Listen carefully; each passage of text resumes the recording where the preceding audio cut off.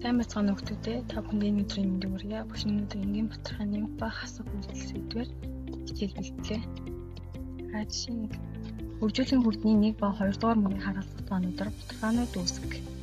1 ба 2 дугаар мөрийн тоонуудаар энгийн батархай үүсгэхээр 2-1, 4-2, 6-3, 8-4, 5 гэсэн энгийн батархаанууд үүсгэжээ. Тэгвэл эдгээр батархайг 6-аар төвшлэе.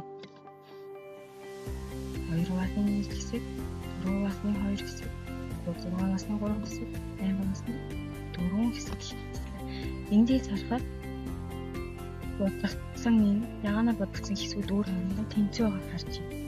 За өөрөөр хэлбэл 2-ны 1, 4-ны 2, 6-ны 3, 8-ны 4, 10-5 гэсэн энгийн батархаанууд маань өөр хоорондоо бүгд тэнцүү байна гэсэн. За яаж тэнцүү гэж батлах юм бэ гэхээр 4-ны 2 гэсэн энгийн батархай 2 хуваасан. Өөрөөр хэлбэл тухайн батархайн хуваар ба бүртгүүрийг хоёулангийн 2-т багаад 2-ын 1 гаргасан байна. 6-ны 3-ыг 3-т багаад 2-ны 1, 8-ны 4-ыг 4-т багаад 2-ны 1, 10-ны 5-ыг 5-т багаад 2-ны 1 гаргасан байна. За тэгвэл энэ энгийн батархайн хүртвэр ба хуваарийг ижил тоонд хуваагаад байгаа энэ үйлдэлийг энгийн батархайг хураах гэж хэлдэг.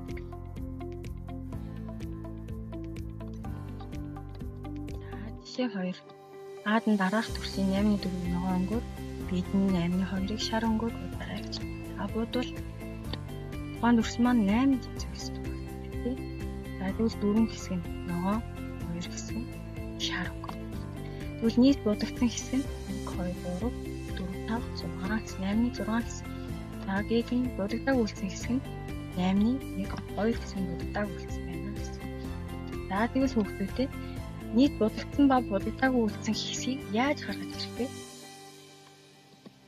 За өнөөдрийн хичээлийн сэдв энгийн батархай нэмэх ба хасах үйлдэл. Хичээлийн зорилго маань энгийн батархай нэмэх ба хасах үйлдэлийг гүйцэтгэж сурах. За жишээ 2 руугаа эргээд орцгоё хүүхдүүдээ. Дүрсийн нийт будагдсан ба будагдаагүй үлдсэн хэсгийг яаж гаргаж ирэх вэ гэж. За багш нь асуулт асууя та гэсэн. Ногооноор будагдсан хэсэг хэдэн хэсэг вэ? 8-ны 4. Шараар будагдсан хэсгийн тоон 8-ны 2. Тэгвэл дүрсийн нийт тэнцүү багцсан хэсэг нь хэдвэ? Зүйтэй 8 хэсэг тэнцүү багцсан байна. За тэгвэл ногооноор будагдсан хэсэгтэр хэсгийн тоон дээр шараар будагдсан хэсгийн тоог нэмэхэд биднэрт нийт будагдсан хэсгийн гарч ирнэ гэсэн үг. За 8-ны 4 дээр нэмэхэд 8-ны 2 нь 8-ны 6. За тэгвэл нийт хуваагдсан хэсгээс будагдсан хэсгийг хасвал биднэрт будагдаагүй үлдсэн хэсэг гарч ирнэ. За 8-ны 8-аас асуун 8-ны 6, 8-ны 2. За нийт будагдаагүй хэсэг нь 8-ны 2 хэсэг нь будагдааг байна. За тэгвэл энгийн батархай нэмэх ба хасах үйлдлийн дүрм ижил хуваартай батархайг нэмэхдээ хуваарийг нь хэвээр бичиж хүртвэрүүдийг нэмнэ. Хасах үйлдэл мөн ижил хийгдэнэ. За тэгэхээр 8-ны 4 дээр нэмэх 8-ны 2 гэдэг маань энэ хоёр энгийн батархай маань хоёулаа 8 гэсэн ижил хуваартай байна. За тэгэхээр хуваарийг хэвээр бичээд хүртвэрүүдийг хооронд нэмсэн 4 дээр 2-ын нэмээд 6 гарсан. За жишээ 3. Бат найзуудтайгаа сагсан бөмбөг 3-ны 1 цаг, гар бөмбөг 5-ны 2 цаг тоглов. Тэд нийт хэдэн цаг тоглосон бэ? Сагсан бөмбөг тоглосон цаг дээр гар бөмбөг тоглосон цагийг нэмбэл биднэрт нийт тоглосон цаг гарч ирнэ. За 3-ны 1 дээр 5-ны 2-ыг нэмэхээр энгийн батархай нэмэх хасах үйлдлийн дүрмээр бодъё гэсэн чи биднэрт батархай хуваар маань өөр байгаад. Тэгэхээр шууд нэмж болохгүй нэ. За тэгвэл хүүхдүүдээ 3 ба 5-ын хамгийн бага ерөнхий багц нь хэдвэ?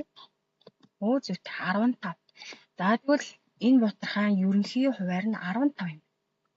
Тэгвэл 3-ны 1 дээр 5 гэсэн ерөнхий хуваар өгөөд 5-ны 2 дээр 3 гэсэн ерөнхий хуваар өгвөл батархайн хуваар маань 15 болно. За тэгэхээр 3-ны 1 дээр 5 ирэхээр 15-ны 5, 5-ны 2 дээр 3 ирэхээр 15-ны 6 хооронд нэмлээ 15-ны 11 цаг. За нийт тоглосон цаг нь 15-ны 11 цаг гарлаа. За энэ дээр хүүхдүүдээ анхаараарай. 3-ны 1 дээр 15 гэсэн хуваартай болохын тулд бид нар 5 гэсэн хуваар өгсөн. Тэгвэл ижил болгож байгаа хуваарийг ижил болгож байгаа тоогоороо энгийн батархай хуваарийг бүртгүүрийг хоёулангийн бүртгүүлж байгааг анхаараарай. За ижил биш хуваартай батархайг нэмэхдээ эхлээд ижил хуваартай болгоно. Дараа нь хуваарийг нь хэвээр бичээд хүртүүрүүдийг нэмнэ. Хасах үйлдэл мөн ижил хийгдэнэ. За хүүхдүүдэд хамтраад тээж дасгал ажиллацгаая. За эхний бодлого 4-ний 3 дээр нэмэх нь 2-ны 5 тэнцүү. За бутархаа хуваар маань эхлээд ижил байна уу гэж байна. Энэ бутархаан дээр бол өөр байна. Тэгвэл 4 ба 2-ын хамгийн бага ерөнхий хуваагдагч нь хэд вүлээ? 8. Тэгвэл 4-ний 3 гэсэн энгийн бутархаан дээр 2, 2-ны 5 дээр 4 ирээд за ерөнхий хуваар маань 8 болоод 6 дээр нэмэх нь хүртүүр 6 дээр нэмэх нь 20 тэнцүү 8-ны 26. 8-ны 26 маань цаашаа хураагдаад 2 тургагдсан байна. 4-ний 13 гарчээ. За дараагийнх нь 18-ны 7 дээр нэмэх нь 18-ны 1. Энэ 2 бутархаа хуваар нь ижил учраас бид нэр хуваарийг нь хэвээр бичээд хүртүүрүүдийн хооронд нь нэмнэ. 7 дээр нэмэх нь 1 хүртүүрт. Тэгэхээр 18-ны 8 гээд 18-ны 8 гэсэн бутархаа маань цаашаа 2-т хураагдаад 9-ний 4 гарсан байна. За дараагийн бодлого 2-ны 11-ээс хасах нь 3-ны 7 тэнцүү. За 2, 3 гэсэн хуваар маань хоорондоо ижил биш учраас хуваарийг ижил болгохын тулд 2-ны 11 дээр 3-ыг 3-ны 7 дээр 2-ыг өгнө. Ерөнхий хуваар 6 хуваартай боллоо. 2-ны 11 дээр 3 гэсэн хуваар өгөхөөр 6-ны 33, 3-ны 7 дээр 2 гэсэн хуваар өгөхөөр 6-ны 14. За тэгэхээр 6-ны 33-аас хасах нь 14 гэдэг нь 6-ны 19 гарсан байна. За дараагийнх нь 8-ны 3 дээр нэмэх нь 16-ны 7. 8, 16 2-ын хамгийн бага ерөнхий хуваагдагч нь 16.